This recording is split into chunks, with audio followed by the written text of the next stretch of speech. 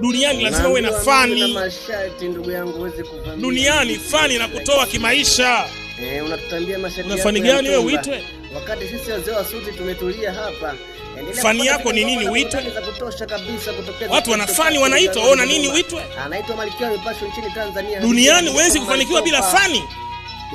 Fani yako ni nini? Mcheza mpira. Tuoneshe. Posti kwenye peji yako unapiga danadana. Kukarili. Fanya mbwembwe zile. Uposti. Unaposti vitu vya kijinga tuvichekeshe. Tumia akaunti yako vizuri. Kujieleza wewe ni nani?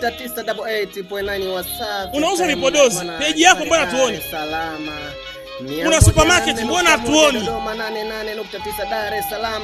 Nilikwambia tu kabisa unaweza kupata pia burudani kama hizi nyingi zaidi. Ile bwana Duniani lazima uwe na fani. Unaweza kunisikiliza nikwambie tu kuna mambo. Duniani fani na kutoa kimaisha.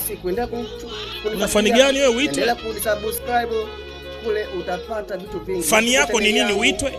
Ukienda kule kwenye watu wana fani wanaitwa, ona nini uitwe? Ukienda Facebook, ukienda kule duniani huwezi kufanikiwa bila fani. Fani yako ni nini? Mcheza mpira. Tuoneshe. So unaweza ukapata vitu vingi. Posti kwenye peji yako unapiga daladana. Ukiwa unifuatilia kuna mambo mengi. Sasa hivi nakuja na vitu adimu. Fanya mbwembwe zile.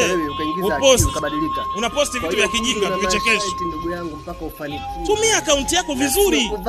Kujieleza wewe ni nani? Unajiona wewe ndio wewe mjoto umeshika wewe mjini. Unauza vipodozi. Peji yako mbona tuone?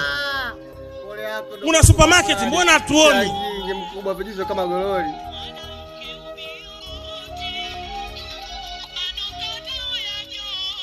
Duniani lazima uwe na fani. Duniani fani na kutoa kimaisha. Una fani gani wewe uitwe?